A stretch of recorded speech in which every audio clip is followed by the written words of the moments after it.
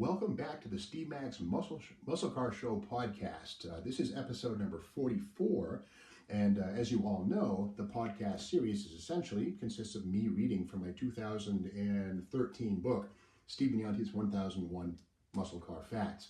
And we've made our way through Chevy, Buick, Olds, Pontiac, Ford, Mercury, and now we're getting into the world of Plymouth.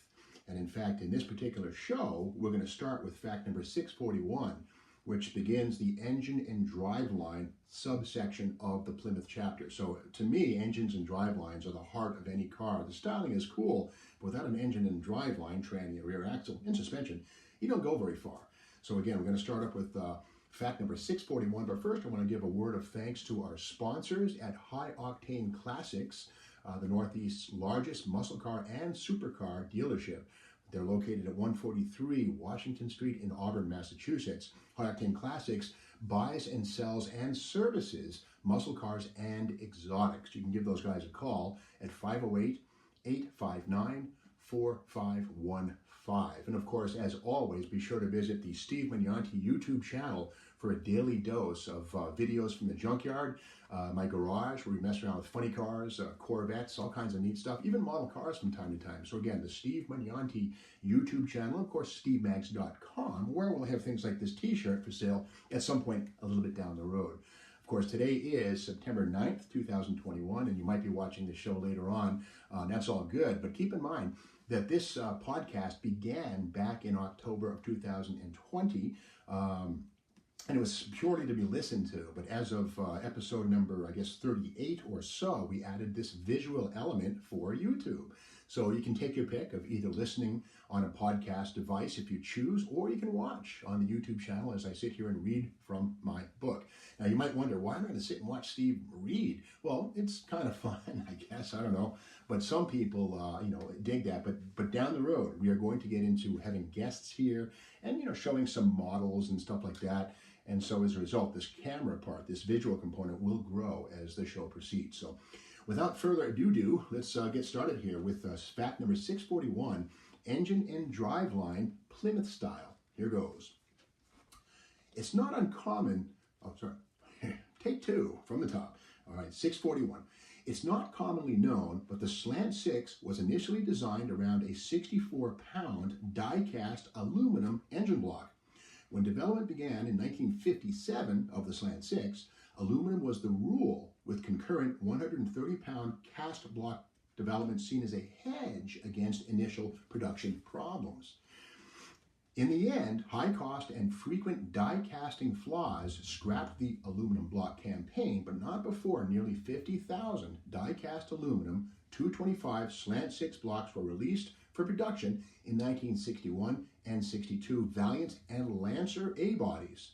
The aluminum block was not part of the Hyperpack performance option. Rather, it was merely a quick way to shed 66 pounds from the nose of any 1961 or 62 A-body for a mere $47.35. Yeah, it's true that I've got a couple of SAE papers, which is, of course, the Society of Automotive Engineers, and a fellow named Willem Wertman, who was, and I believe still alive, very healthy. He was a Chrysler engineer back in the 50s, 60s, and he had a lot to do with the Hemi and, the Slant Six program. So in one of those SAE papers, Wertman wrote that the aluminum engine was the rule and not the exception. But again, high cost and scrappage killed the aluminum Slant Six after 2 years, 61 and 2. And I've had the good luck of finding a few of those in the junkyard. And the curse of the Slant Six really is corrosion. The aluminum Slant Six, that is corrosion from the inside. The freestanding cylinder bores, the aluminum around the iron liner rusts away, leaving a thin little line to pinch the head gasket. So you pretty much have a head gasket blowing machine, unless you ever find, a really clean virgin block with no corrosion. Okay, let's move on. More Slant Six goodies with fact 642. Costing nearly 10 times as much as the aluminum block option, the $403.30 price tag of the 1961 Hyperpack racing parts conversion kit for the 170 and 225 Slant Six enjoyed minimal popularity. But it didn't matter. Chrysler's sole intent was to dominate NASCAR's Baby Grand compact car race class, which it did. The centerpiece of the Hyperpack setup was a beautiful cast aluminum intake manifold with 17-inch ram-tuned runners and a matched Carter AFB 4-barrel carburetor. The second coolest detail was the twin streamlined cast iron exhaust manifolds.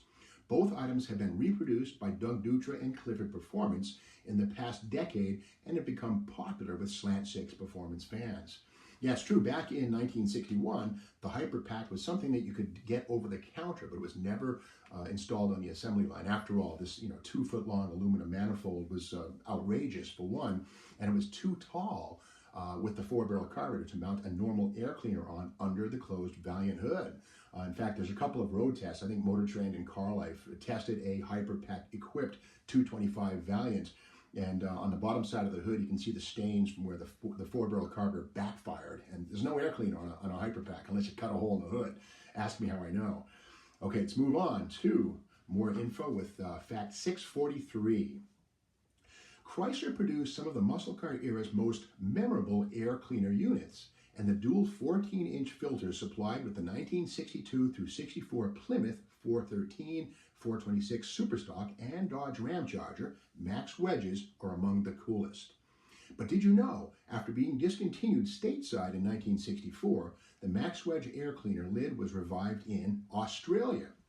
The application was the 1967 through 1970 VE Valiant, which was available with a small block 2-barrel V8 or one of 2 optional Slant Sixes, a 145 horsepower 225 with a 1-barrel carburetor, and a 160 horsepower high-performance 225 Slant Six with a 2-barrel carburetor. You guessed it, the 2-barrel Slant Six is the one that came with Max Wedge era air cleaner lids, but with a specific base plate to suit the Carter BBD 2-barrel smaller opening. In the early 1970s, the Australian-built Hemi 6 replaced the 225, but not before the manufacture of several thousand high-performance Slant Sixes. Before the advent of reproduction Max Wedge air cleaner assemblies in about 1988, savvy scavengers used to import Australian lids for profitable resale to superstock restorers here in the United States. The former Max Wedge air cleaner lid also seems to have been used by Chrysler of Mexico, South America, and perhaps Brazil for similar 2-barrel equipped Slant Sixes. Incidentally, U.S. Slant Six buyers had to wait until the 1977 arrival of the Super 6 to enjoy 2-barrel induction.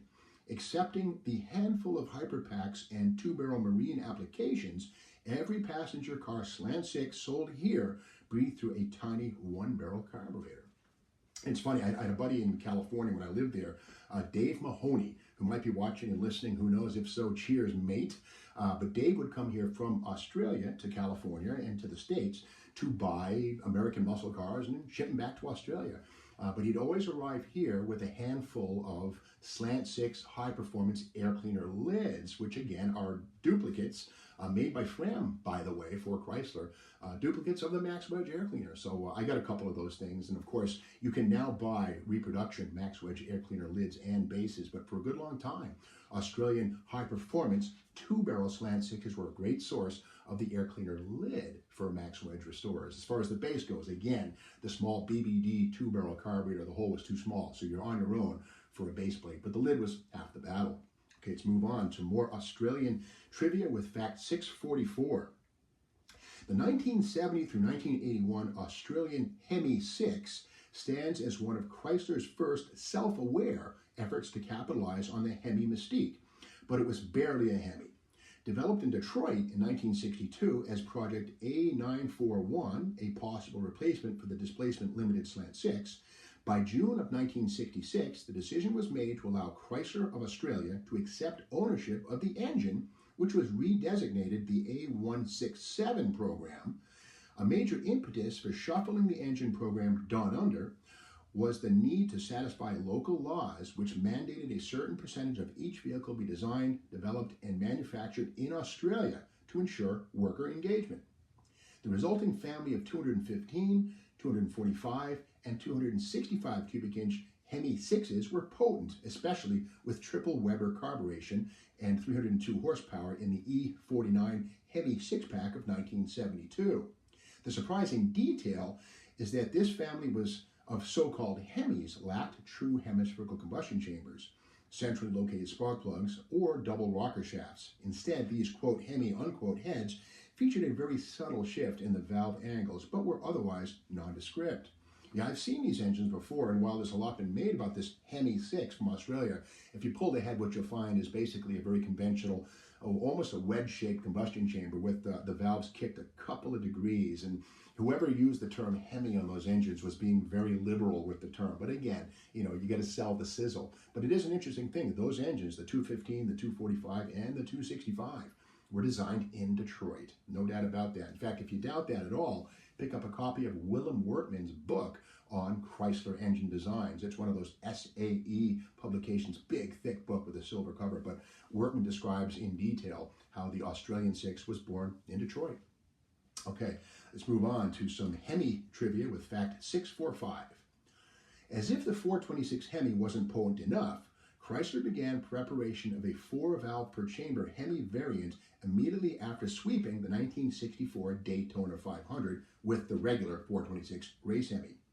Intended as a countermeasure to Ford's single overhead cam 427, 2 versions of the 4-valve engine were designed, both of which carried engineering code A925. One was a pure overhead cam configuration with direct acting cams riding atop the valves. The other used push rods with 2 camshafts mounted side by side in the block. Ultimately, NASCAR banned the exotic single overhead cam Ford 427, so development work was halted before a single running A925 Chrysler engine materialized. Curiously, 1/25th scale plastic model kit manufacturer AMT included a highly detailed dual overhead cam Hemi in its 1992 release of the 1970 Coronet Super B model kit, which is AMT part number 6140. Though rendered in miniature, the kit engine offers a highly detailed insight into what might have been. Yeah, it's true. I mean, it's kind of wacky. The first time I ever heard of the A925 dual cam Hemi engine was, I think, around 1972. Carcraft magazine had a story on the What If Hemi Doomsday machine. And from there, of course, it became something of a, sort of an Elvis legend in the world of the Hemi. But it is true. They did build a couple of non-running prototypes. There are pictures of them, and some of the pieces have been preserved. They show up once in a while, like the Mopar Nats and stuff like that. But again, it would have been a very wide, very crazy engine. And in fact, I think it was belt-driven. That's how they ran the camshafts on those test heads. So it was pretty crazy stuff. And again, Bill France was very much against having these tool room specials running around his racetrack. He wanted people to have a lot of stock in their stock cars, and these cameras just weren't cutting it. So they never really made production, but it's pretty cool to think what might have been. All right, more Hemi goodies with fact 646. At the time of its introduction, the 1966 Street Hemi offered far more sheer performance than any mass-produced vehicle to that time. To ensure the rest of the driveline was up to the task of enduring the Hemi's underrated 425 horsepower and 490 foot-pounds of torque, Chrysler specified the Dana Model 60 rear axle assembly for installation behind 4-speed equipped street Hemis. In the September 1966 edition of Superstock and Drag Illustrated magazine, Roger Huntington interviewed Chrysler's Bob Roger, who was the special car manager. Bob Rogers said, quote, "We ran a special durability schedule on the prototype experimental cars to check the strength of the driveline for drag racing. We set a minimum standard of 400 full-throttle standing starts with street tires. We even did some runs with slick tires to add even more load on the driveline parts by having more traction. But admittedly, we can't get anywhere near 400 starts with the slicks, even with the Spicer axle. You have no idea of the forces that go through the driveline on the drag strip with a big inch high-performance engine in a 2-ton car," end quote. It's amazing stuff to have Roger Huntington interview Bob Roger, a Chrysler executive, about why the Dana was used in 4-speed Hemi cars. It's also amazing for Bob Roger from Chrysler to admit they couldn't, quote, get anywhere near 400 starts with slicks, even with the Spicer axle. So apparently at the proving grounds, a set of Goodyears or M&H's, apparently they broke some Dana 60s on slicks. But again, 400 launches was what it took. Consecutive launches, by the way. So can you imagine being the test driver at the Chelsea proving grounds who had that job of, wind it to $5,000, dump the clutch, wind it to $5,000, dump the clutch. Keep doing that all day until something goes pop. Amazing stuff. But again, that Dana 60 really stands as the muscle car era's Doomsday axle, the toughest thing going. And, you know, hats off to Chrysler for going all the way with that rear axle, because after all, you know, if you don't build the car from the back to the front, it's not much of a car. If you break the axle, well, then you're walking. And Chrysler really went all the way with that Dana 60. Pretty cool. Okay, more Dana or more axle stuff with Fact 647. Though often overshadowed by the Dana 60, Chrysler's 8 3/4 Hotchkiss type rear axle earned legendary status for its durability and ability to absorb abuse. It was so tough, Chrysler felt confident of its survivability behind the street Hemi as long as a 727 automatic transmission was there to cushion the blow during full throttle upshifts. Chrysler's Bob Roger explains to Roger Huntington in the September 1966 issue of Superstock and Drag Illustrated magazine, quote, "Our standard heavy-duty passenger car axle would have been okay for normal street driving, but when you put a big set of slicks on the car and start blasting off the line the drag strip with 6,000 engine arc revs, those rear axle gears and shafts take a terrible beating. The big Spicer axle was the only answer here," end quote. That said, I have never experienced a failure when running an 8 3/4 axle assembly on the street or drag strip, and that includes plenty of runs with wrinkle wall slicks. Unlike certain muscle car competitors, Chrysler vehicles were built to take plenty of abuse. Yeah, that's true. I mean, I've tested the 8 3/4 under a lot of different situations, and I even had about a 3,500-pound 1967 Dodge Dart with a 520 cubic inch Stage 5 Hemi conversion motor in it that made 630 horsepower. Yes, it had a torque flight, but that 8 3/4 with 430 gears and even with 391s and later 354s, or 55s, I should say. But all those different ratios in that 8 3/4, I never once broke an axle, had any kind of a problem. Again, it was an automatic car, but still the 8 3/4 is a pretty tough piece. Okay, let's move on. 648, Fact 648 that is. Plymouth muscle cars with B-Series 383 big block engines were never teamed with the massive Dana 60 rear axle. With, quote, only, unquote, 425 foot-pounds of torque, it simply wasn't deemed necessary.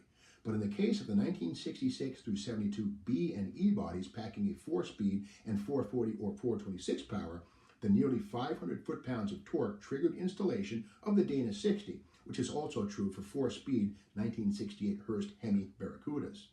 So what about buyers of 1965 through 69 full-size C-body Furies who ordered the RB 413, 426, or 440 wedge and 4-speed stick? Did they too get overkill Dana 60s? Nope. These cars were equipped with standard 8 3/4 rear axle units. It could be, no, I'm going to correct this in a moment, but I'll keep reading because time, you'll learn a lot with time. Okay, continue. It could be argued the nearly 5,000-pound heft of the C-body combined with the 440's 480 foot-pounds of torque put even more strain on the axle than a lighter 383 Roadrunner, but Plymouth banked on tire spin as a fuse to limit the shock load on the axle gears. Plus, the expense of crafting a specific extra-width C-body Dana was likely vetoed given the extremely limited demand. Finally, the probability of 4-speed Fury buyers visiting the drag strip or installing high-traction drag slicks was deemed low. Plymouth crossed its fingers and stuck with the general-purpose 8 3/4 with good results. Okay, we have to remember, I wrote this book in 2013, and I will say that I'm not an expert, but I'm a professional student of muscle cars. Well, this is an incorrect fact, and I say that because the reality is that in the C-body from 1966 through 1969, when you had a 440 and a 4-speed, you got a Dana rear axle. It wasn't a Dana 60, it was a Dana Model 53. And I saw that firsthand. One of the episodes of Roadkill's Junkyard Gold, we actually went down to Stevens Performance in Anderson, Alabama, and there was a 68 Fury 440 4-speed car with a Dana 53 under the back. The axle had been there since day one, so I solved the mystery. Did Chrysler use the 8 3/4 with C-bodies and 440s and 4-speeds? The answer is no, they did not. So I was incorrect on this fact here, 648. And again, if you ask, 100 Mopar enthusiasts, did they ever put a Dana in a C-body? The answer is going to be no. Well, they did. The trouble is, so few of those things were built that actual evidence is pretty much impossible to find. Well, we found one. So again, if you watch that episode of Roadkill's Junkyard Gold, where I go to Stevens Auto Wrecking in Anderson, Alabama, and it was a series on the C-body, the full-size Mopar fun car Indeed, we lift that car up, we show the Model 53 Dana under that car. So this fact, number 648, like I say, this book is a work in progress. If we do another edition, we'll correct this fact. But the reality is, yeah, they put Dana 53s under full-size C-body 440 Mopars with 4-speed transmissions. Now we know. Okay, let's move on. Fact 649. Oh, before we do that, let's do one thing. I want to thank our sponsors, of course, at High Octane Classics, the Northeast's largest muscle car and supercar dealership, located at 143 Washington Street in Auburn, Massachusetts. High Octane Classics buys and sells and services muscle cars and exotics. You can call them at 508-859-4515, and they can even take an 8 3/4 out of your C-body and put a Dana 53 in it. In fact, you can find that Dana 53 under a Lincoln or a Mercury built in the late 50s, early 60s. Now we know. Part 2. All right, moving on. 649. Fact 649. Were all 8 3/4 axle shafts created equal? No. Those made before the 1965 model year utilized 2-piece axles with keyed hubs. Though strong enough for use behind Chrysler letter cars up to the 1964 300K, Max wedges, and even 1964 race Hemis, the need for an axle pulling tool complicates service. New for 1965, 1-piece flanged axle shafts eliminated maintenance hassles, but still featured the beefy 30 spline configuration used previously on the axle shafts. It's true, if you own any 1964 back Mopar, pretty much of any kind, when you go to change the drums on the back or service the shoes, you're going to find there's going to be a nut and a cotter pin. You're going to take that cotter pin out, remove the nut, and if you're lucky, the drum will come off. If you're not lucky, you're going to have to get a pulling tool and be very careful not to mushroom the end of that splined or threaded axle stub. It's a real bear. So again, 1965, Chrysler redesigned that deal and went to a 1-piece axle shaft, which eliminates that headache. But beyond the axle shafts, the guts, the 8 3/4 center section, is rugged regardless of what types of axle ends are found. Okay, let's get more axle info with fact 650. How about gear sets? When is an 8 3/4 not an 8 3/4? The answer is when it's equipped with the light-duty gear set, which used an 8 1/4 inch diameter ring gear and corresponding pinion gear, commonly found inside differential cases bearing casting numbers ending in 741. The 8 1/4 gear set is not to be confused with the mundane Salisbury type 8 1/4 rear axle unit that arrived in 1969 and saw service into the 1990s beneath Dakota pickup trucks. The best 8 3/4 carrier sections bear casting numbers that end in 742 or 489. The key difference between these two cases is the pinion gear stem diameter. The 489 stem is tapered with a 1 7/8 major diameter. It's marginally stronger than the 1 3/4 inch pinion stem found in the 742 case, but both are far superior to the 1 3/8 inch pinion stem used in the 741 lightweight case. The 489 case arrived in 1968 and was used under most Plymouth performance cars, though some 383 Roadrunners and 340 Dusters have been verified with factory-installed 741 lightweight cases. Yeah, it's true. If you see an 8 3/4, from 10 feet, well, it's just another 8 3/4, but you would definitely want to look on the driver's side of the case. You'll see a large cast-in number, and again, those last 3 digits, 741, not so good. For 489 or 742, yeah, really good. So keep your eyes open. Okay, moving along. Fact 651. The 1970 Sport Fury GT borrowed some goodies from the Dodge Challenger parts bin. Namely, the twin rectangular exhaust tips were also shared on 1970 and 71 Challenger RTs and 1972 through 1974 Challenger Rallies. For the 1971 Sport Fury GTs, which had 375 built, Plymouth reverted to twin unadorned downturn tailpipes. Yeah, it's interesting, little tiny details, and with all the parts and pieces and vehicles that can be manufactured by any car maker, there has to be some sharing of components. And in the case of exhaust tips, well, there you have it. Okay, let's get into some more goodies here with the Hemis in fact number 652. 1964 and 65 426 race Hemi rocker covers and gaskets do not fit 1960 up A102 426 street Hemis. 1964 iron A864 heads, casting number 2468016, and 1965 aluminum A990 heads, casting number 2531110, have a straight gasket surface on the left-hand end of each head. The iron heads used on the slightly civilized A102 1966 up street Hemi, which has casting number 2780559, were redesigned with a curved contour in this spot to allow fitment of an optional power steering pump, an item not available on the weight-conscious 1964 and 65 race Hemi package cars. Mixing straight and curved heads result in gaskets and or valve cover leaks, oil leaks, that is. Yeah, it's funny, when I was a kid, I'd see these pictures of 64 and 5 race Hemis and then compare them with street Hemi cars, and something just looked kind of weird and different. Beyond the spark plug boots, by the way, which on race Hemis are straight, and on street Hemis have sort of like a circular 90-degree rubber boot.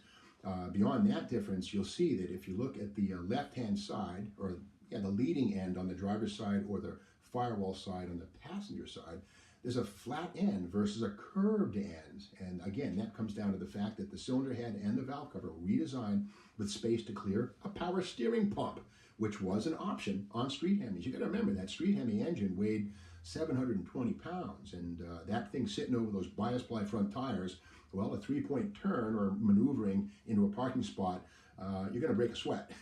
So therefore, in 1966, up for the street Hemi, the more civilized version of the Hemi, Chrysler made power steering an option. I think it was about $110, something like that. But here's the downside, though. A power steering system has a cast iron steering box and a pump that's pulley driven on the front of the engine, so it draws power off the crank and puts another 80, 90 pounds on the nose of the car. By contrast, the manual steering box was a lightweight aluminum piece, and again, there's no pump to draw power off the crank. So in my book, I'll take a street Hemi with manual steering. But it's good to know that the pump will fit if I ever get old and gray and need power steering as a conversion. Okay, moving on. Fact 653. Plymouth 340 and 383 muscle cars use a version of the new process A833 4-speed gearbox differed than, okay, I'm going to start this from the top. Sometimes I get into a tailspin and boom, that just happens. So here we go again from the top. Okay, 653, fact 653. Plymouth 340 and 383 muscle cars use a version of the new process A833 4-speed gearbox different than 440 and Hemi cars. The key difference is the spline count on the input shaft. The Hemi and 440 box has 18 splines. The lesser unit has 23 splines. Naturally, clutch discs are not interchangeable between these two models. Yeah, it's true that, the Chrysler 4-speed transmission, the A833, which came out in 1964, is generally regarded as about the toughest 4-speed to come out of Detroit. Cast iron case versus the aluminum case on a Muncie. Ford top loader is also iron, but again, the Mopar 833 is a pretty tough tranny. But it could be tougher, and sure enough, when it was mated to a 426 Hemi or a 440, which had 480 or 490 foot-pounds of torque, they wanted to make sure nothing would break, so they increased the diameter of the input shaft and went to an 18-tooth configuration. So all 4-speed Chrysler trannies are pretty rugged, but the real good ones are the Hemi boxes with the 18-tooth input shaft. Okay, moving on. Fact 654. Seeking an alternative to the costly-to-manufacture A102 426 street Hemi, Chrysler launched the A279 ball stud Hemi project in 1968. It was named after its simplified valve train, which used Chevy big block-inspired canted valves, pushrod guide plates, and ball spherical-shaped rocker arm fulcrums. The design wasn't a true Hemi, but Hemi-sized 225 intake and 194-inch exhaust valves and generous rectangular intake ports easily supported 1 horsepower per cubic inch. Like the big block B and RB wedge family, the ball stud was to be offered in short stroke with 3.38-inch stroke and long stroke 3.75-inch variants. They shared a common 4.32-inch bore diameter and delivered 400 or 440 cubic inches, respectively. Just as the project was coming to fruition in 1970, weak corporate health and renewed federal safety emissions scrutiny forced termination of the program. Instead, Chrysler refocused efforts on existing engine lines. Yeah, it's true, this ball stud Hemi, the A279, like the dual overhead cam stuff of 1964 and 5, is sort of an offshoot of the Hemi legend, but they made a few of these things. In fact, Tom Hoover, who was the father of the Hemi, owned a 1968 or so Barracuda sedan that was a 340 car, I believe, maybe a 383 when it was initially built. He street raced it. It was a fun car. He had 340s, 371s, all kinds of stuff in that. But that car was sold to a collector who put one of those ball stud Hemis in it and kind of created a what-if Tom Hoover memorial vehicle. And again, that ball stud Hemi, well, was kind of a tribute to the Chevy big block in the way that the valves entered the intake and exhaust ports on angles. So it was kind of an oddball engine, but they made them, the ball stud Hemi. What's up, Chris? We're up at over 30 minutes. 30 minutes, okay. Well, I guess that leaves room for one more fact. Let's go with number 655 and then wrap it up for this episode. Okay, here's fact 655. Dual point ignition distributors were used on all Plymouth's most serious muscle era 1956 through 72 performance engines. Race Hemis, street Hemis, and even the 273 Commando benefited from the superior spark generated by twin points. As for the 383 and 440 wedges, dual points were less common but available. A quick way to identify a garden variety single point distributor is to check the construction material. If it's raw aluminum, it's a single point or a breakerless electronic conversion unit from later.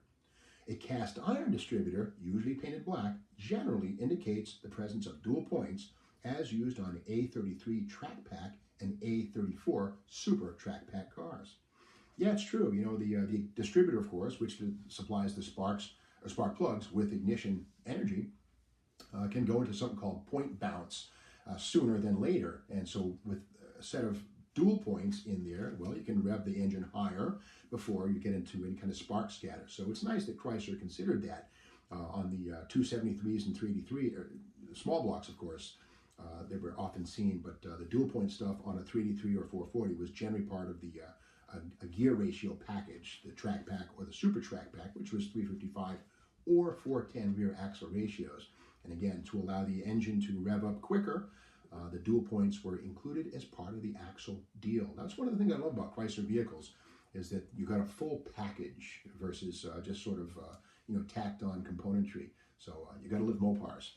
Okay, well, that wraps up this episode, which is number 44 of the Steve Max Muscle Car Show podcast, brought to you by High-Octane Classics, the Northeast's largest muscle and supercar dealership, located at 143 Washington Street in Auburn, Massachusetts. High-Octane Classics buys and sells and services muscle cars and exotics. Give them a call at 508-859-4515. And of course, be sure to check out the Steve Magnante YouTube channel, where you'll find junkyard videos, funny car videos, model car videos, and really a bit of everything. Well, that wraps it up for this episode. We'll be back next week with episode 45. We'll continue with more Plymouth facts. Until then, hasta Magnante.